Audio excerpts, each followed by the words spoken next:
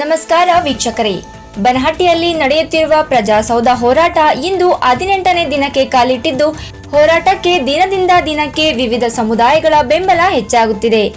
ಇಂದು ಕುರುಬ ಸಮಾಜದ ವತಿಯಿಂದ ಹೋರಾಟಕ್ಕೆ ವಿಶೇಷ ರೀತಿಯಲ್ಲಿ ಬೆಂಬಲ ವ್ಯಕ್ತವಾಗಿತ್ತು.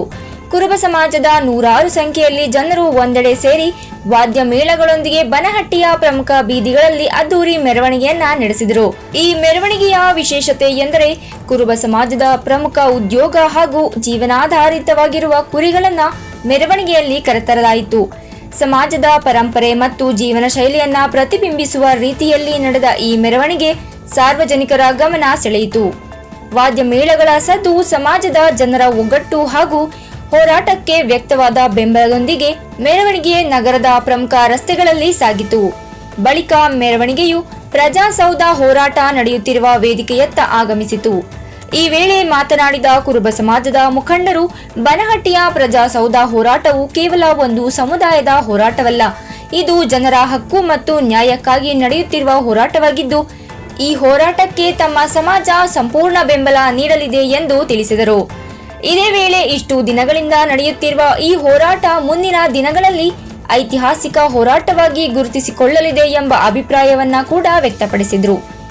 ಒಟ್ಟಿನಲ್ಲಿ 18ನೇ ದಿನದ ಹೋರಾಟದಲ್ಲಿ ಕುರುಬ ಸಮಾಜದ ಭರ್ಜರಿ ಭಾಗವಹಿಸುವಿಕೆ ಮತ್ತು ವಿಶಿಷ್ಟ ಮೆರವಣಿಗೆ ಹೋರಾಟಕ್ಕೆ ಮತ್ತಷ್ಟು ಬಲ ತುಂಬಿದಂತಾಗಿದೆ. ಬನಹಟ್ಟಿಯ ಪ್ರಜಾಸೌಧ ಹೋರಾಟಕ್ಕೆ ದಿನದಿಂದ ದಿನಕ್ಕೆ ಹೆಚ್ಚುತ್ತಿರುವ ಜನಬೆಂಬಲ ಇದೀಗ ಹೋರಾಟದ ತೀವ್ರತೆಯನ್ನ ಮತ್ತಷ್ಟು ಹೆಚ್ಚಿದೆ.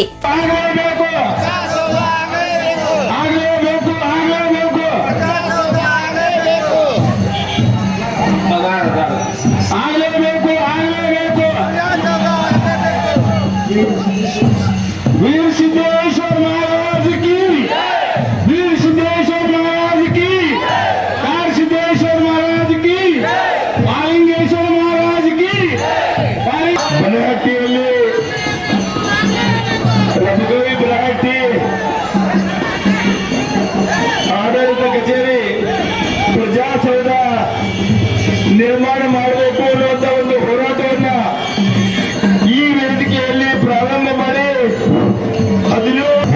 ಈಗಾಗಲೇ ಮುಕ್ತಾಯಗೊಳಿಸಲಾಗಿದ್ದು, ಇವತ್ತು 18ನೇ ದಿನದ ಸತ್ಯಾಗ್ರಹವನ್ನ ಈ ವೇದಿಕೆಯ ಮೇಲೆ